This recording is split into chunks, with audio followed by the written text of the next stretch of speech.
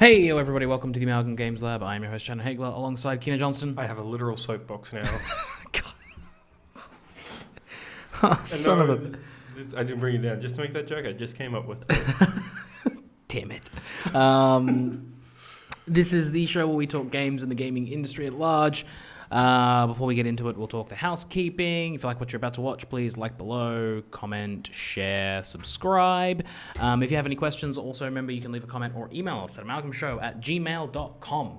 Support us on the Patreon at patreon.com/amalgamshow. There's also the Amalgam Show on all social media, Facebook, Twitter, and Instagram at The Amalgam Show. And of course, the website www.theamalgamshow.com. I added it. Finally. Website's only been up for, what, 3 months? Yeah, something like that. Oh, God. On the first day of E3, my true love gave to me. It's E3 season. Like, it's not even... Do you count E3 starting today with Stadia or yesterday with Pokemon Direct? No, Pokemon's separate. Yeah. Pokemon is separate. But today with Stadia is kind of like...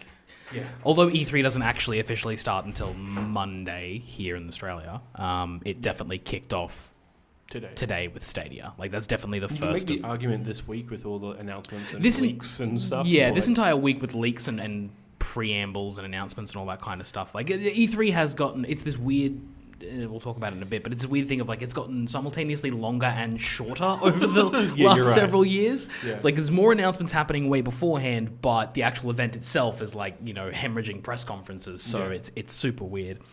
But before we get into any of the stories or the news and the predictions, which will be this, well, may split it into two, but hopefully we'll get these up before E3. Want a brief rundown? I haven't been playing much because I got hit by a car. That's fun.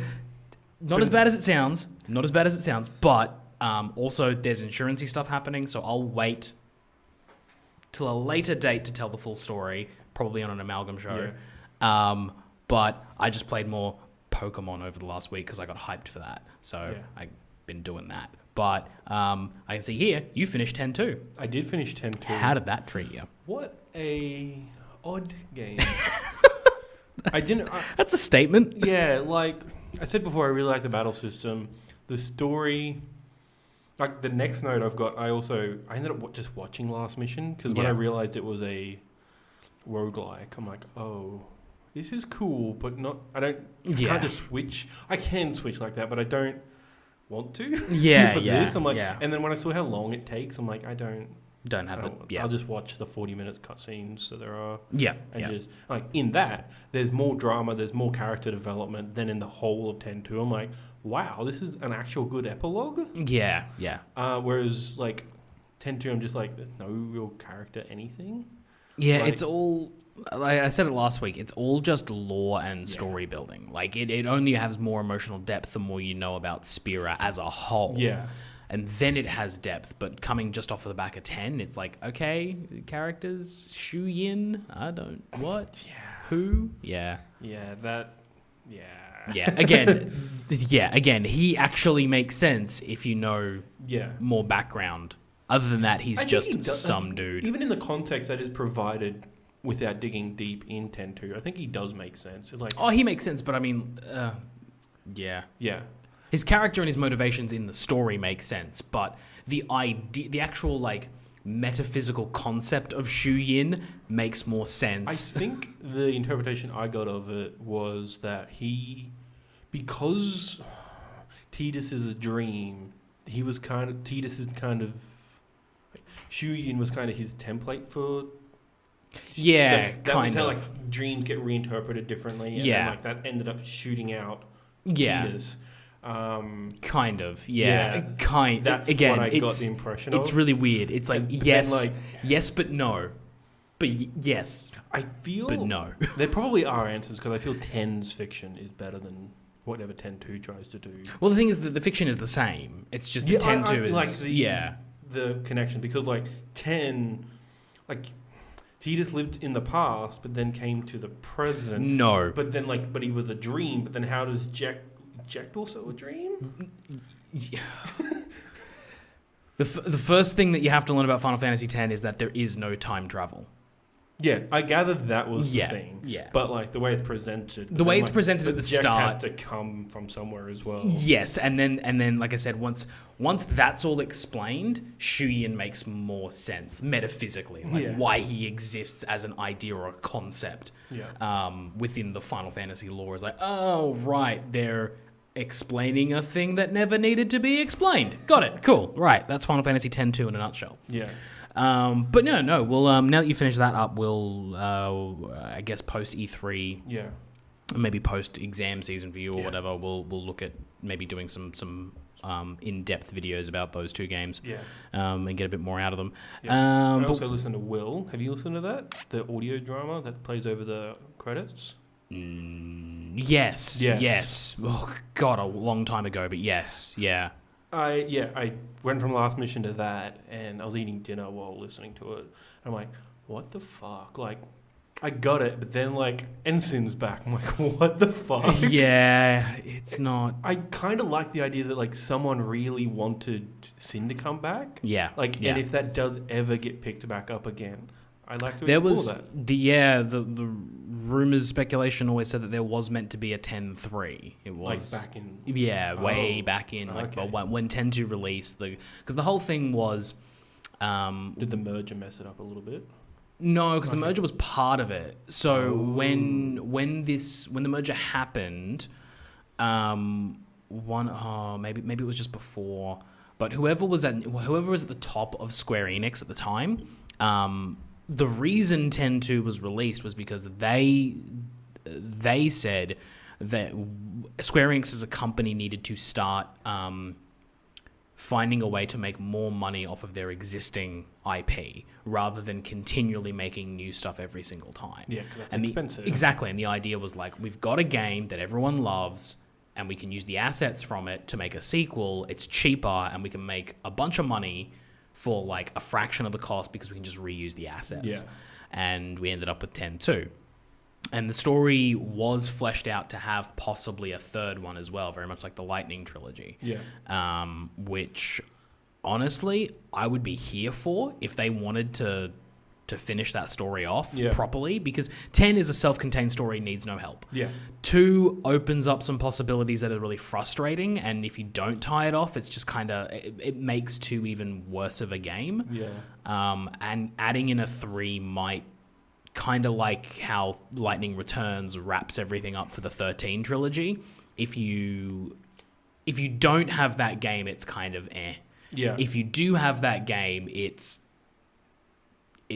complete, at least. Yeah. Like that's the most I can say about 13 trilogy is that it's complete. And even with 13, 13 is its own game, Yeah. like 10, and then you can have these subsequent sequels. I mean, that- 13.2, in my opinion, fixes a lot of problems with 13. Yeah. Like, very quickly fixes a lot of problems. Not necessarily lore-based, but gameplay-based, I think. Oh, I think lore as well. It delivers it. Exactly. It delivers lore and helps. It helps give 13 more context. Yeah. And then Lightning Returns opens up even more questions. God. That's the one you haven't finished, right? No. Lightning Returns. God, I can't wait till you finish that fucking game. It's It'll be the funny thing is though, I played that game with a walkthrough the first time because I did not want to have to deal with the ticking clock. Yeah. I wanted someone to tell me like, go here, do this, do that, do this, so I could just get it done. Yeah. So I got 100% completion on that game the first time I played it. So I'm not sure if the ending I saw is actually like The ending? or the normal ending? It's the canon ending, but if it's the ending that most other people saw, because I did everything in that game. How long did that take? 45 hours? Okay. It wasn't that long. Like I remember finishing and going, all right, well, all right. Like it wasn't, like it was a long game, like God of War long, but not Final Fantasy long to get that much. I mean, obviously there was stuff that I skipped over because I just didn't have time. But in terms of like getting enough percentage completion to see the final ending, I think, because there are multiple endings. Yeah. I know there's a couple endings that are like real short, that like you can power through the game in 10 minutes or 10 hours or whatever, and then you get this like fucking shitty snow cutscene. Because that's what we want. Oh, because I don't know what happened, but they just leaned into Snow being a real shitbag in that game. Like, he's just the worst. He goes from being, like, tolerable to absolutely just shit edgelord. I fucking hate it. That's dumb. Yeah.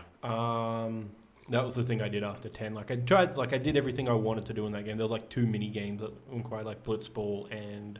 This is for 10-2. Yeah. And card trading or whatever it was. I'm the like, I don't sphere wanna break. do, Yeah, it's bad. Like, I don't want to do this. And Math. then I just, like, did everything else that was the normal gameplay based. Yeah. And then finished the game. I'm like, okay. And then watched the final. I watched the bad ending. I'm like, oh, so I know what I missed. Yeah. Yeah, I got the 3 leaders apologizing, which seemed to be part of the better ending. Yeah. Because there's, like, a bad ending, there's an okay ending, there's the good ending, and then they actually, like, the fandom lists them differently. There's, like, the sad ending, the bad ending, the good ending, and the perfect ending. Yeah.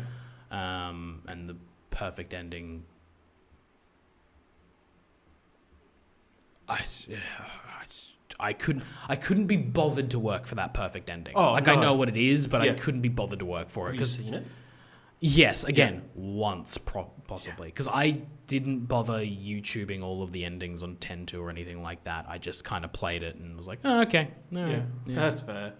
No, I do like the actual ending of 10-2 rather, just because it is, like, it completes Yuna's story. Like, it just brings back Tidus, and like it's kind of like this whole game was built around her moving on, but then you bring this character back, and then it's just sort of like, I mean, it's a, again, like I said, most people call this, like, a lot of people in the Final Fantasy community call it final fan service, and all it is just bringing them back. Like, you bring them back together, and it's the ultimate happy ending is to allow them to be together.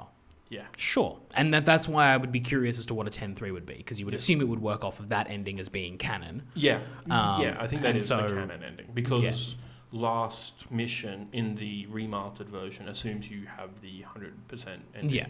I'm like, cool. Because in the Japanese version, it's just imported your save. And I think with the remaster, we're not going to mess with that. We're not going to mess with that. Yeah. Ending. We know people have access to YouTube these days. So, yeah. But then in Will, like, they also break them up, because it's been like another year or so later, and then they're, like, broken up. But that could also be because of Sin's back or something. I don't know. Yeah, there's a lot of, like I said, a lot of questions they could solve. Yeah. Because I would like the idea of perhaps 10-3 being a situation where the two are not broken up, but, like, physically separated. Yeah. On 2 different ends of Spira, dealing with the fact that Sin is back and what's the deal. Yeah. Yuna's gone to, I don't know, Zanarkand and is trying to figure out why Sin has come back and how that's possible, considering they beat Yu Yevon. Yeah. And maybe Titus is on the, shores of Jose trying to fight Sin and figure out, like, is my dad back or is it something else? Like, what is going on here?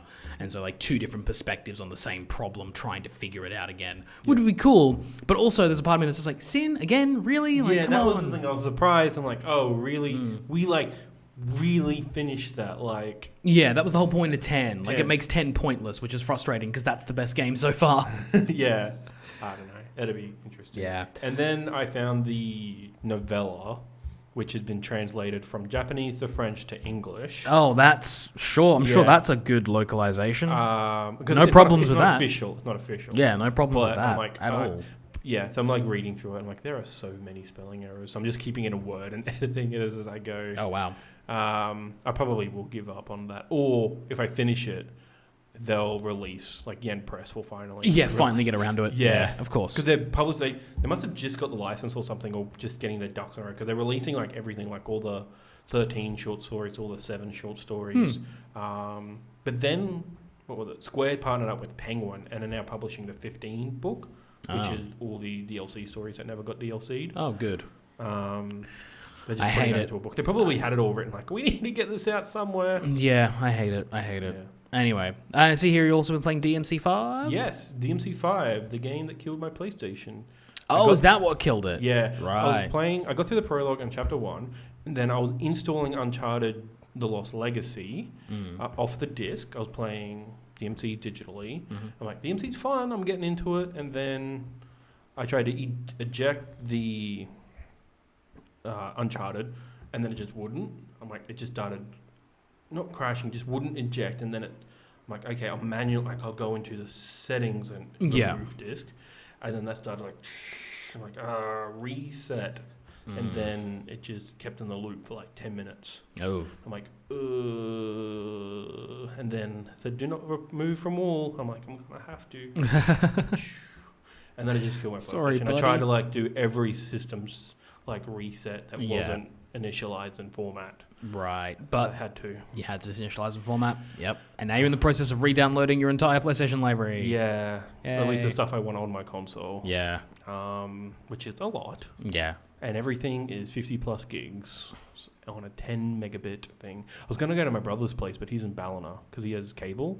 I was just going to pack my PlayStation, go over there. And then I'm like, he doesn't come back till Sunday. I still got a fuck ton of games to go, so I still might do that. Yeah. But I also have a bunch of other shit I need to do, like exams and other shit. Plenty of stuff. But, DMC is fun. And then, while that was reinstalling, I just finished Uncharted Lost Legacy. Cool. Which I hear is good. It is really good. It's more Uncharted. I forgot how much I liked it, but I'm more the series because the dialogue's great. The puzzle, like this one's much more puzzle focused than shooting, which is great. Yeah. But they do the common Uncharted thing where like towards the end of the game they just fucking spike it for no reason. Oh, good. Fantastic. Yeah. God, do you think they'd learn their lesson at some point? I don't know. But I really like that game. I think I had this conclusion when I played Uncharted 4, but since they didn't do Uncharted, they just threw that in Uncharted 4. Yeah. With the Jeep that you drive around. Okay. Yeah. Have you played Uncharted 4? Yes. Yeah. Yes, I played Uncharted 4. Yeah.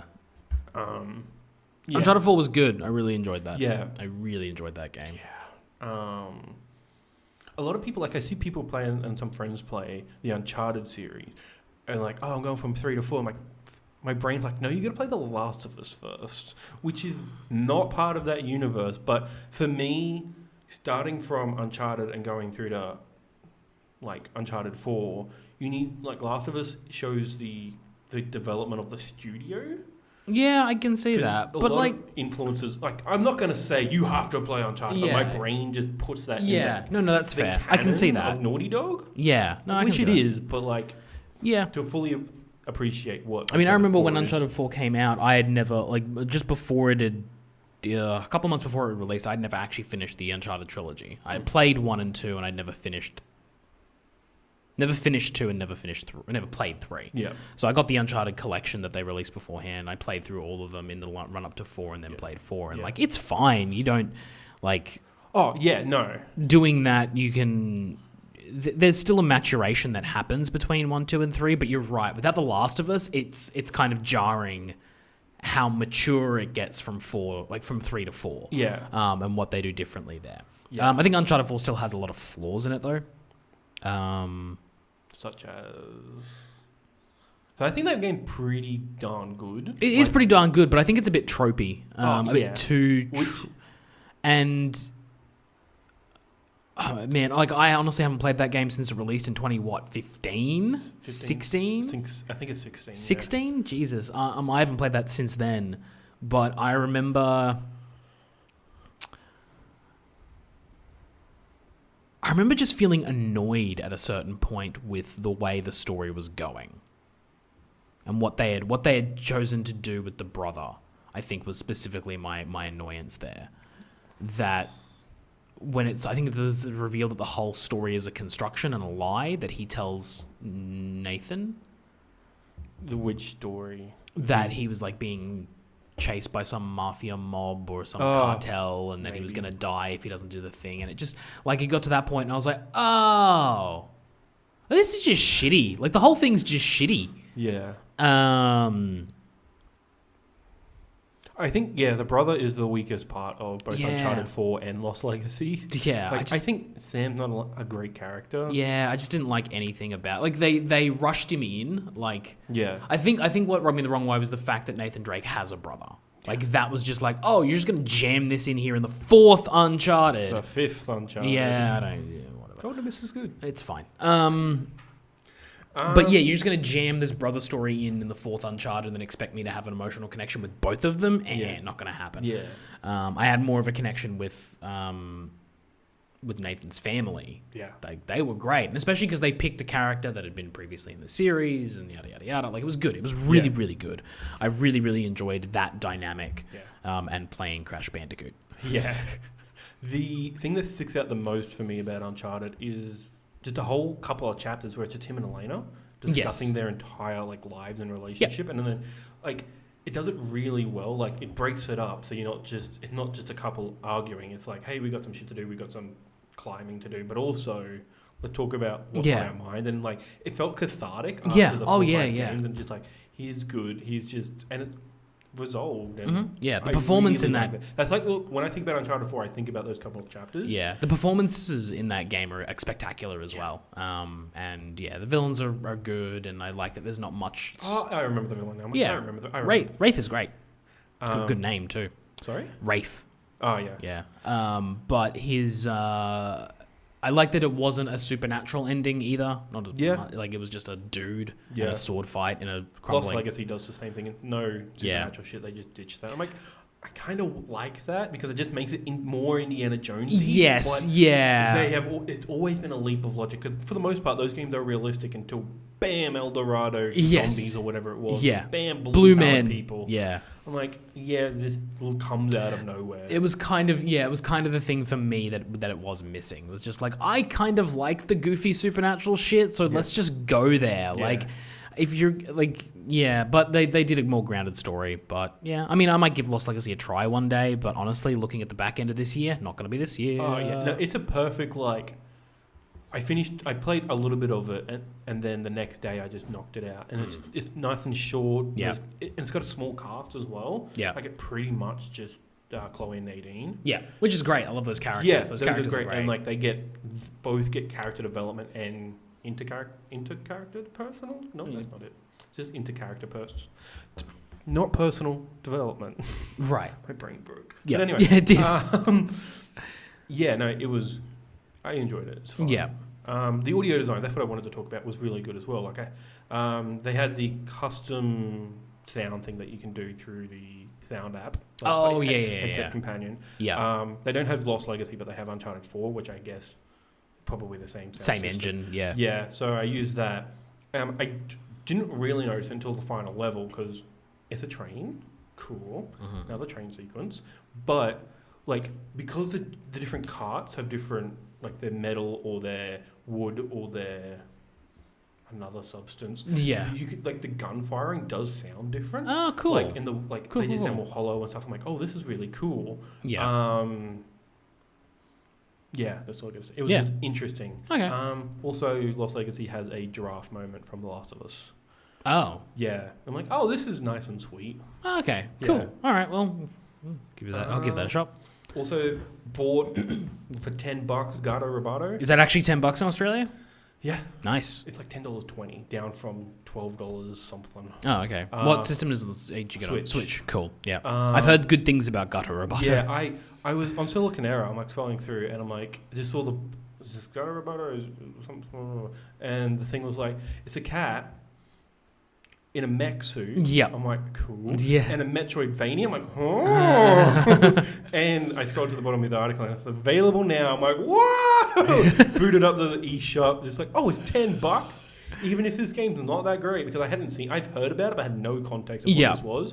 I just bought it for $10. I'm why not? I want to support this idea. The trailer looked good. Yeah. And then, started playing it and I got to the second boss and it's really hard. It's one of those... You're underwater, which are always great. Yeah. And the thing's not responsive, you'll take a second to think. But it's a bullet hell, basically. Oh, good. So that that's sounds what you fun. want. Input lag. Yeah. Hell. Yeah. Oh, man. But other than that, I really like the game. You can the cat can hop out of the mech and then do its own platforming. And it can swim, with no breath meter.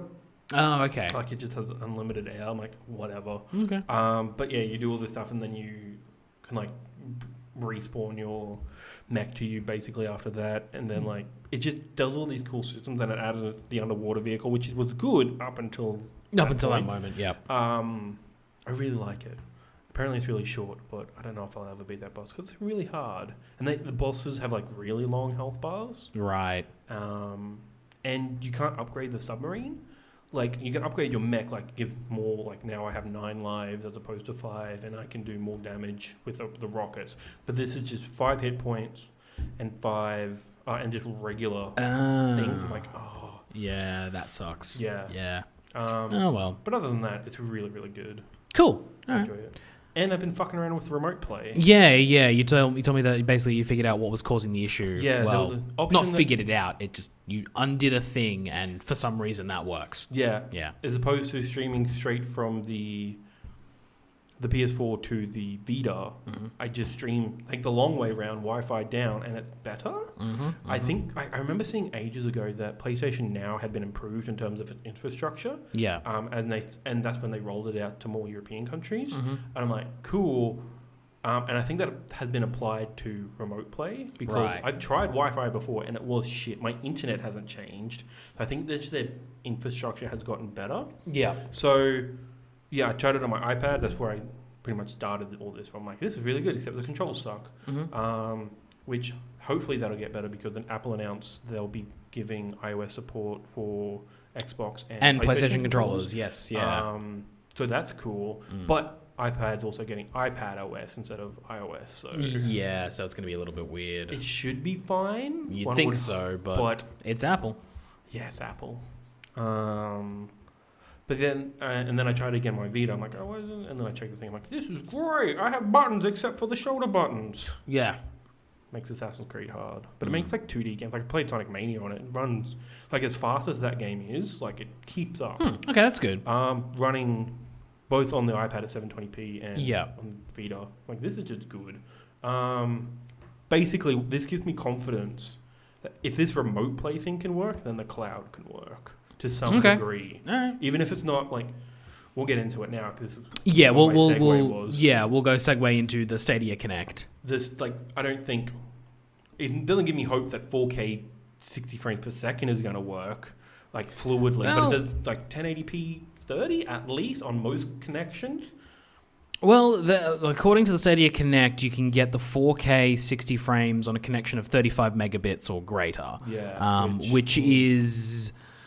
I think they can do that because no one's on those servers yet. Yeah. That's one of the things. Like, load is going to be a big deal here, but also just like quality of connection. Yeah, like 35 megabits. Like, I can get 35 megabits at my place over my Wi-Fi connection. Yeah. I can get way faster speeds if I hook it up. Yeah. If I plug it straight into an Ethernet port, I can get way faster. And that's the thing that's always like. This thing seems like it's meant to be like, oh yeah, hook it up to Wi-Fi and get 35 megabits. But like, I want a hardwire connection because you get better speeds out of it. Yeah. So what am I plugging? Like, does a Chromecast plug in via Ethernet? I don't think so. I know it's USB. Like, you just shove that into your... And also, like, is there a Chrome app for PlayStation? No, I don't think it's streaming to PlayStation. Like... Because it's its own platform, its own console, basically. Stadia? Yeah. No. Stadia is meant to run on anything that can run a Chrome browser. And full stop. PlayStation doesn't have Chrome. Yeah, well, that's what I'm saying, though. Like, is it in theory possible that the consoles will give a Chrome browser and maybe therefore... Yeah, and therefore... Well, I don't think so. I don't think they'll do that. I think they'll keep their shitty little internet browsers and then... Because they'll want to do Azure stuff. But Microsoft doesn't give a shit. Because like they don't give a flying fuck. They've made that perfectly clear. I think the reason Microsoft is able to get money from everywhere because of the cuts in the games that they make and through the Microsoft service. Whereas if you do it through a Chrome browser, that's how Google is getting around like the Apple App Store. Yeah. 30% cut. If they just do it through the Chrome browser. Yeah. All the money goes to them. So yeah. So I don't think like putting it on consoles, they would do that because then there's no cut coming from either Microsoft or going. Well, the thing is though, at the end of the day, you're still getting a cut from the software sale. Because my question is that like what? That's what I mean. Yeah. Like if it's all through the Chrome browser, that's. No. I mean, like, the actual software itself. Because, like, in theory, if say a Forza or a Halo or a that was on Stadia, they would still be getting paid for that. So it doesn't matter what system it's on. So like there's a world in which you can get Stadia on a PlayStation and run Xbox games on it. I just don't see that. I don't see it happen. I'm not saying anytime soon, but like they said, anything that can run a Chrome browser, and I guarantee you, if someone was to build it, you could run a Chrome browser off of both of the consoles. Yeah, and you could easily do that. But the thing is, again, my biggest hang up so far has been that for me to guarantee the higher end of these speeds, I need my connection wired. Yeah, I need my connection wired. I can get around the 30 mark in the next room from my router. Yeah. On my PlayStation and my Xbox. And that's it. Anything further than that, and I'm probably sitting more around here. Yeah. Not because my connection's bad, but because over Wi-Fi, your signal degrades over time. So I need a hardwire connection if I'm going to guarantee that, or I'm going to have to spend $1,000 on a fucking router. Yeah. And so what hardware will allow me, because they kept spouting off, like you can use your TV, which some TVs do have Ethernet ports, but that doesn't help me because my Ethernet and TV are on opposite sides of the house. They said iPad, that doesn't have a tablet, that doesn't have a way to plug in. You could probably adapt the fuck out of it, like use adapters and plug in. But sure, I'm sure that'll have no latency whatsoever. Computer like laptops, that's fine. Like that I can plug directly in and that will be great. But again, I'm not going to sit in the room with the router. That's where my cat's litter box is. So like I'm going to need a better solution. And this is the thing. This is the thing. If you go back and listen to the first breakdown we did about Stadia when they first announced it at GDC, this is the thing that it just keeps bugging me about this, is that I just don't know who this is for. Yeah, because it's for people who are rich enough to have a really good internet connection in the countries that have that internet connection, but poor enough that they don't want to spend enough money on a console when the consoles are down to $200 or $300. Yeah. Like I don't see where this market actually exists. Yeah, I don't know. Because like I don't know what everyone else's connection is, because like I feel the 100 megabits, that's kind of standard in most countries in the world except for Australia. It's standard across most countries in the world in their areas that have decent internet connection. Because that's the thing, is that whenever they talk about like standard internet connections, the one thing they kind of neglect the public to see in that survey is like, this is the standard internet speed across Australia. This is how many people are actually connected to the internet, because that's the problem here. So you can say that your average speed is, your average speed is 45 megabits a second or whatever it is across Australia. Yeah. But the truth of the matter is that there is a percentage of people whose speed is actually 0. Yeah. And they don't count those in the actual total of the average. Yeah. If you suddenly add in the 800,000 million people that have a 0 connection, that brings your average way down. And they will never tell you that, because it's not just about the speed of the connection you're getting, it's about whether or not you can fucking get it. Yeah. And that is the biggest problem with Stadia, is that, do you have an internet connection? Because the answer may very well be no, especially if you're one of the countries not listed in this press conference. Yeah. Because there are only 14 countries in the Founders Pack. Yeah. Surprise, surprise, Australia's not one of them. No. We'll get it 2021, I bet. I can see late. We'll get it next election. Yeah. Well, Jesus Christ. I can see late 2020. And this is one of the other things that's really frustrating about the Australian infrastructure and Australia as a whole, is that we've got this giant multi-billion-dollar corporation who's wanting to launch a new product. And if the free market was a thing in Australia, like an actual thing that people actually gave a shit about, then we would have the infrastructure for this company to come in and sell us their goods. Yeah. But we do not, because we don't care about the free market. We just want to give money to Murdoch and Foxtel. Yep. That's my political rant for this day. But at the end of the day, if you're not one of those 14 countries, then like, fuck you, go to hell, because you don't even get access to the Founders Pack. Yeah, no. Which is a lot, but also I saw a tweet that was like, if you're offering the ability to get your name first, your gamer tag first, you might be lacking some substance in your founders pack. It depends, because kind of funny who I was watching the watch along with, they were like on board with that idea, just like because of the social media branding that people have, they want to keep their names. But also, like, that's the problem though, is that like I can get why people would want to be like, yeah, I want to keep my name across my branding and whatever, but also, like, well, again, only the people in those 14 countries are going to be allowed to do that. Yeah. Which means any one of there are millions of people in all those countries who could steal all the names from streamers in Australia, from streamers in New Zealand, from streamers all over the globe who will not have access to that ability. So they have geographically cordoned off the user base there, and like that's shitty. That's shitty. Yeah. It should just be like every other service. Every other service has done it the same ever since gamer tags or since the invention of your kind of name. Yeah. It's just like it's open slather. You go in, you get what you get, and if you don't get it, fuck off. Add a 69 to the end of your name, get over it. Yeah. Like that's just the way it is. I think I think it is. Yeah, I think both cases are correct. Like the social branding plus, yeah, they need substance, because outside of that, like basically the founders pack, from the impression I got, was just to give you the hardware. So you get the Chrome Ultra. Yeah, Chromecast Ultra. You get a special edition of the controller, but you also get three months of the prescription, which is subscription. Sorry, which is called Google Stadia Pro. Yeah, that's going to be $10 a month in the US. So I'm guessing $15 a month in Australia when it finally launches. Depending on inflation, it might be 20 by that time. Yeah. It'll probably be in line with whatever Netflix is, or lower. Because everything... I mean, Netflix has 3 tiers, though, and they start at, like, 12. Yeah. I would say Stadia just goes straight to 15. Yeah. Like, they skip the middleman and just be like, fuck it. Yeah. So you can do that subscription. You get 3 months of that included in the Founders Pack, plus a buddy subscription, so you can give 3 months to a friend. And then you get... And this was the bit that confused me, where it was like, you get all of Destiny 2. And I'm like, so if I don't get the Founders Pack, do I not get Destiny 2? From the impression I got... and thinking about it overnight, it's Destiny 2 is like a PS Plus game.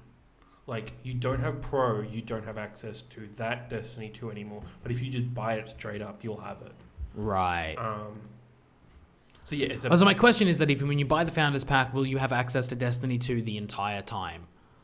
If you keep your subscription, If you keep your Pro subscription, right? That's I don't like that. Well, that's just PlayStation Plus.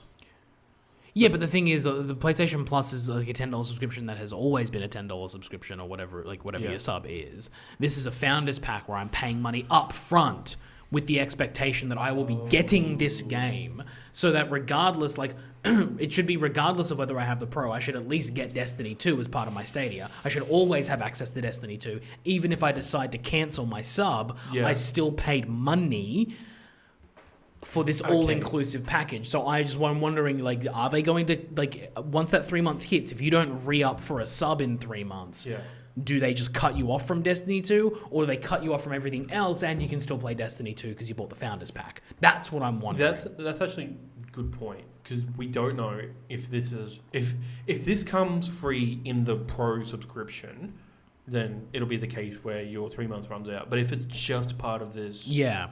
Because the other thing is, it seems like the entire Stadia is split into 2 different marketplaces. There's the $10 a month subscription for Pro, and then you can just purchase games on their own. From what I gather, the Stadia Pro is access to the 4K 60.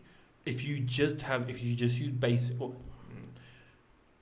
it gives you access to the 4K 60 frames, 5.1 surround sound. You then buy games on top of that, because you're buying the premium thing, which 4K just costs more. I don't think it's a subscription like Netflix or anything like that. Oh. If that's the case, then fuck this. Then basic is just, you just buy the game, but you can only go to 1080p max. Oh, if that's the case, then fuck this. I don't care. Fuck off. No. Goodbye. No. Because at that point, now that tweet makes sense from Jason Schreier, where Microsoft Game Pass is a way better value proposition. $10 a month, any game I want? Yeah, sure. Go ahead. Here's my money. Yeah. $10 a month plus the price of the game just to get it in 4K? Fuck off. Because, like, in that case, then, if you stack up the number of games over a 2 or 3 year span plus the $10 a month that I'm earning, I could probably just save that money and buy myself a PC that could run 4K on its own. Well, that's any idea of subscription, is that you're able to keep the low price and just do whatever you want. As opposed, like, I could have, the amount of money I've spent on PS Plus, I probably also could have spent on a proper PC and got these other games. But I this ecosystem. But the thing is, like, the thing specifically is that this is a new ecosystem, and so there's a buy-in on top of it as well. And I don't know if I want to dip my toes into that if the idea is that, like, oh, it's all this money, like small bits over time, when I'm looking at it and going, look, I've got Zip Pay. I could just do this at $40 a month and buy a really high-end PC. And then I don't need to have my fast internet connection consistent all the time. I can download my games directly to my PC. I can run any of them at 4K 60 frames a second. I could probably run some of them at 4K 120 frames a second if I wanted to. I could do 7.1 surround sound if I wanted to. And that PC is mine. It is 100% mine. It doesn't go through any problems or any issues. So when the value proposition is $10 a month to be allowed to do 4K, because that's the thing is that like one of the things that was interesting me about this is that I don't have a 4K capable console in my house. I do have 4K capable TVs though. So I would like to see a 4K game, rendering at HDR and all that kind of shit. And if this was a way of doing it, then that's it. But I'm not going to fork out the $10 a month extra on top of the games I'm already purchasing. Like, that just doesn't make any sense, because essentially what that is the thing that I've always hated about online subscriptions, where I purchase the game and then I pay an extra blah, blah, blah a month to access half of the functionality of the video game I just fucking bought. And it doesn't make any sense. And this is just literally like $10 a month for a HD texture pack. Yeah. Like, that's what it is. For all your games. Yeah. Keep it up? No, I didn't. Damn me. There was an FAQ somewhere. Yeah. Is it? No. Well, at the very least, like, we've got announcements. Did they give a date? November. They're not in that Connect, but you have to go to the website and it's like, available November 2019. Right, okay. I'm like, November. God, November's going to be a fucking hard month to wade through this year. Yeah, that's going to be rough. I think Stadia is a lot. I don't know. I think they need to also release demos, like, because you don't want to spend the $80 on Assassin's Creed or whatever. Borderlands 3, I think that's on there. Is it? No, I'm thinking of something else. They did run through a bunch of new games. They announced, like, and that was Baldur's Gate 3. Baldur's Gate 3. That was actually a cool trailer. It was a cool trailer. That was actually the interesting thing, was that they did announce. It was actually one thing that went through my head, specifically with Destiny 2, was because they did their full reveal for Shadowkeep. Yeah. For Shadowkeep, and they did the announcement in the Google Stadia press conference, the slot that's normally in the Sony press conference for the last several years. Because Activision did the deal with Sony where they had the exclusives. Bungie and Activision have now split, and Bungie have gone directly to Google. So yeah, that was interesting. That was a political play on that I was looking at, going, So could we see not Bungie, Destiny 2 at Microsoft's conference? Well, I suppose they don't need to anymore. They don't need to. They've announced it, and they've announced it, and they live stream. Did their own stream. Yeah. Because that's the thing, is that Activision is the one who pulls those kind of strings, and Bungie isn't beholden to them anymore. I bet PlayStation's a little bit miffed. I bet they don't give a shit. I mean, like, Destiny was like one of the reasons it sold earlier. Like, what am I saying? Instead of having first-party games in those, like, 2014 holiday slots, it just relied on third parties, and one of those third parties was Destiny. But over the last couple of years, like, Sony's been able to back it up on their own strength. Like, I bet they don't give a shit. Probably give one. And it's probably part of the reason Sony decided they weren't going to come to E3.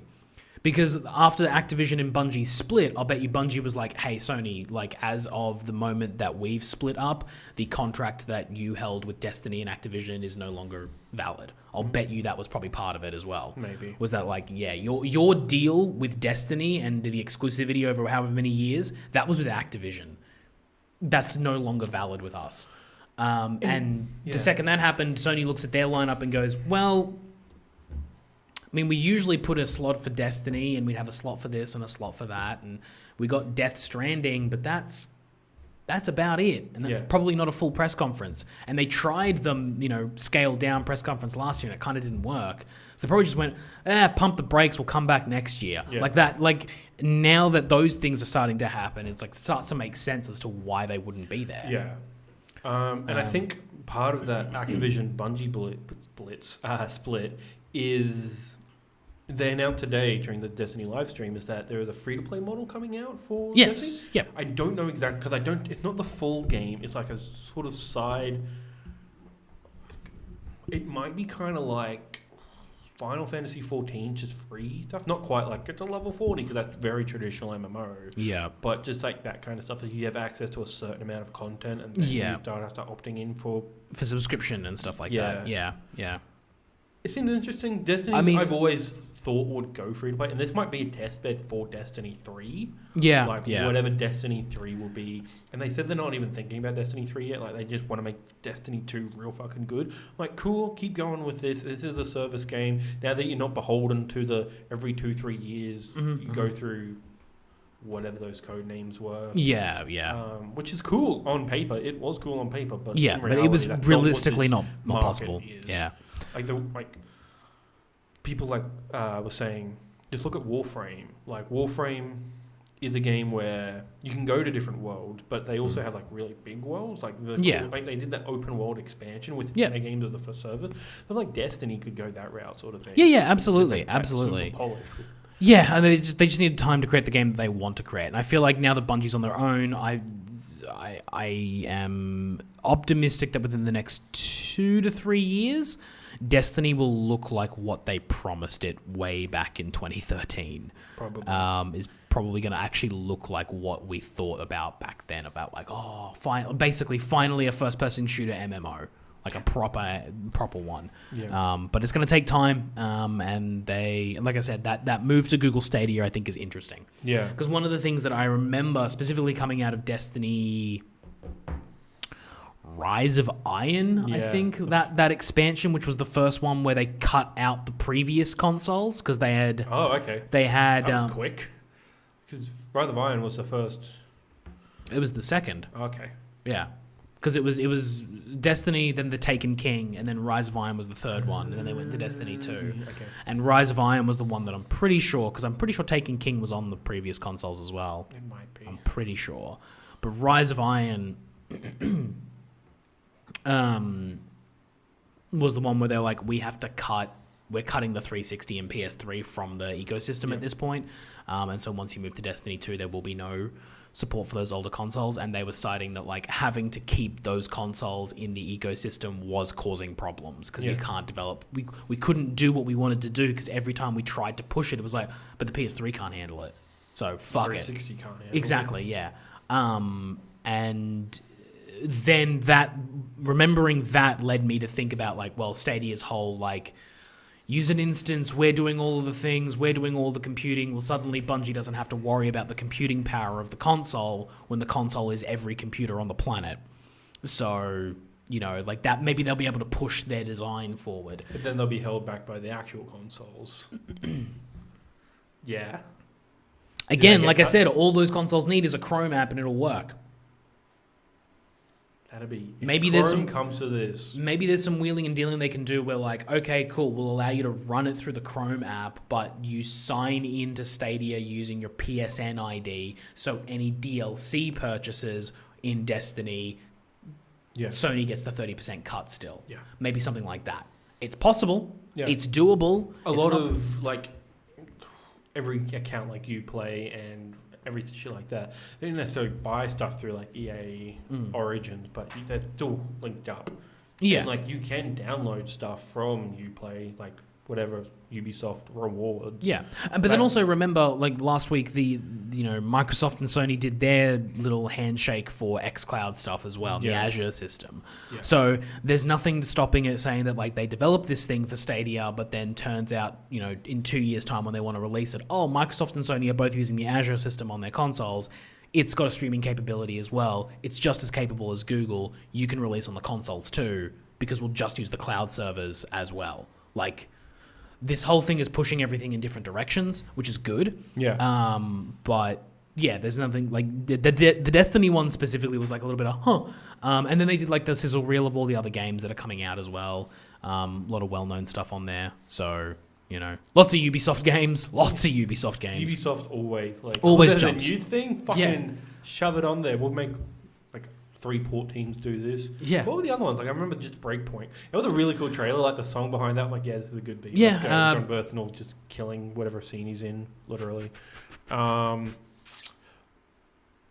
was there. Division was there. Division 2. Division, that's right. Yeah. Division 2. Obviously, Assassin's Creed Odyssey is already on there. There was nothing on there for it because they'll probably do it all of their announcements. But Watch Dogs 3 Watch Dogs Legion will probably be on that system. Yeah. Like literally anything Ubisoft. Like I'll bet Far Cry 5 was probably in that montage. It just I couldn't see it because Far Cry 5 looks a lot like every other game. But there was other things as well. Like Final Fantasy 15 was up there. Yeah. Which was interesting. Which Square getting on board with a new console. We'll call it a new. Do you want to call it a new console or new platform? New platform. But I also think I saw the Final Fantasy X logo in that little because they did like the little flash of all those logos. And I feel like porting the HD collection. Well, that's what I'm thinking. Like they'll probably just port everything over there because like I think the end goal of Square Enix right now is to have Final Fantasy on every possible platform that's currently out. Which feeds into my predictions.